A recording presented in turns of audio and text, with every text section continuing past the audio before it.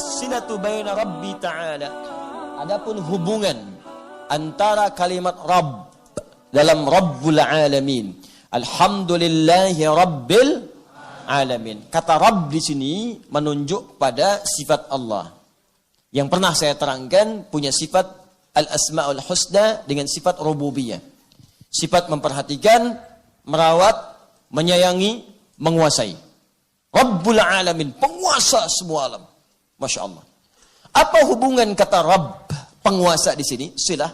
Sifat Khalik, Allah, wa makhluqatihi. Relasinya, hubungannya dengan merawat makhluk-makhluknya. Ilustrasinya begini.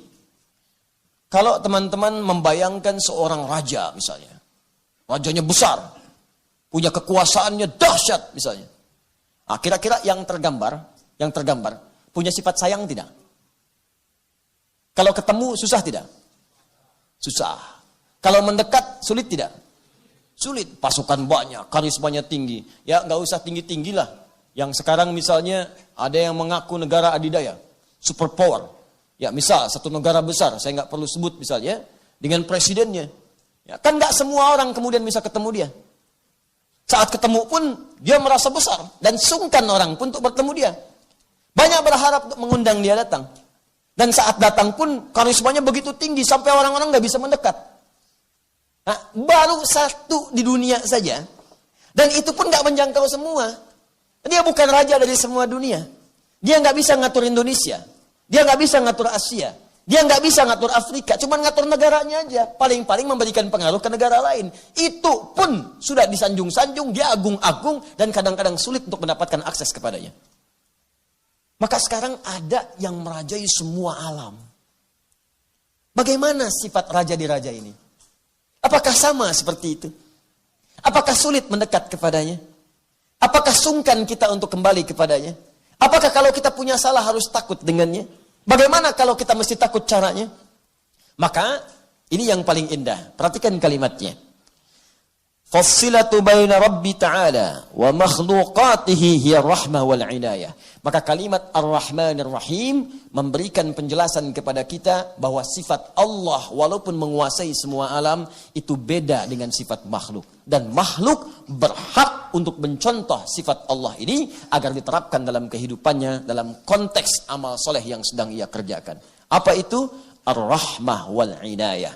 Sekalipun Allah itu raja di raja, penguasa semua alam, tapi sifat sayangnya itu begitu luar biasa, tetap penyayang. Hamba yang paling banyak salah pun masih diterima untuk taubat. Hamba mengadu pun masih diterima kalau dia mau datang. Hamba yang kaya pun tunduk di hadapannya masih bisa diatur. Yang dahsyatnya dia punya sifat inayah. Dari kata aun, bukan sekedar memperhatikan, tapi memberikan solusi pada siapa yang setiap membutuhkan. Kau punya masalah apa? Ya Allah, saya sulit pekerjaan, ya Allah, saya mudahkan. Rizki saya sulit, ya Allah, saya lapangkan. Rumah tangga pekat, ya Allah, saya berikan solusinya. Semua hal yang membutuhkan kepada Allah, Allah berikan solusinya. Raja di raja. Maka di sini banyak para pakar tafsir mengomentari ini sindiran kepada hamba yang baru jadi raja kecil di dunia, tapi rahmatnya sudah nggak ada. Nggak punya sifat sayang. Beda dikit, oh hukum. Beda pandangan, tangkap. Baru jadi bos dikit di perusahaan, sudah luar biasa kepada bawahannya. Nggak ada sifat sayangnya. Kalau nggak dibukakan pintunya, nggak ada kemudian keluar dari mobilnya. Nunggu pintu dibuka. Pintu dibuka, mau masuk kantor. Kalau karyawan semua nggak hormat, nggak berdiri, nggak masuk tuh. Padahal dia lupa, besok dia pensiun. Ada orang sedikit punya jabatan, kalau nggak dikunjungi duluan, nggak mau ngunjungin. Kalau nggak ditelepon, nggak mau nelpon. Kalau nggak di WA, nggak nge-WA. Kalau nggak datang ke rumahnya, nggak beres urusan.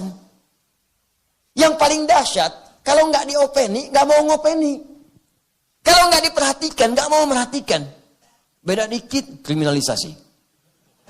Salah dikit, tangkap. Maka Allah sindir dia di dalam ayat ini. Hei, saya ini penguasa semua alam.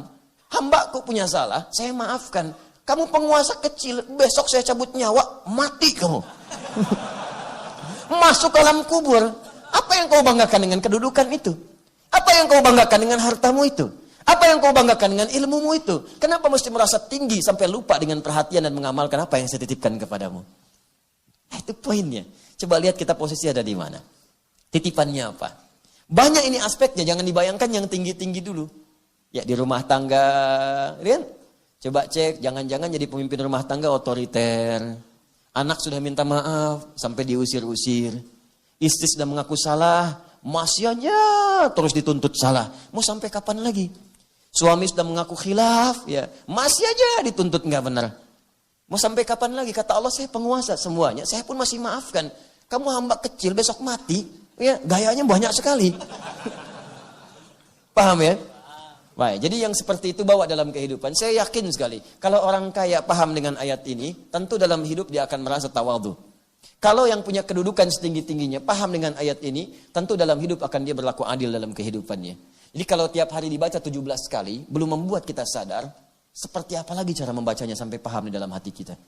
Demi Allah saya katakan, kalau presiden, gubernur, bupati, camat, lurah, RT, RW, sampai pemimpin rumah tangga, sholatnya benar.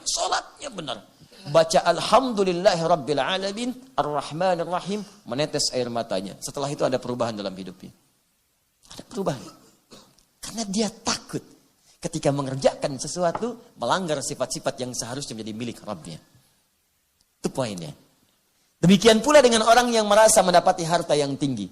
Yang dengan harta itu, mohon maaf, berlaku angkuh dalam kehidupannya. Harta kamu berapa sih? Kata Allah, Qarun aja, yang hartanya sekarang masih dicari, saya tenggelamkan dengan bumi sekalian. Kamu harta nggak senilai Qarun, pengen ikutan sombong, telat. Baru punya Ferrari 1, sudah bisingin tetangga. Pakai bolak-balik cuma dipanasin, malam-malam balapan sama taksi balik lagi deh. Man 1. Sombongnya luar biasa. Ya, Allahu Akbar, meninggal gak dibawa. Apa yang disombongkan? Qarun aja, kata Allah, saya tenggelamkan, ente pengen ikutan. Ya teman-teman sekalian, itu gambaran itu. Jadi kalau orang kaya, merasa kaya, sholatnya benar, nggak akan berpengaruh kekayaannya. Dan dia akan melihat saat wafatnya.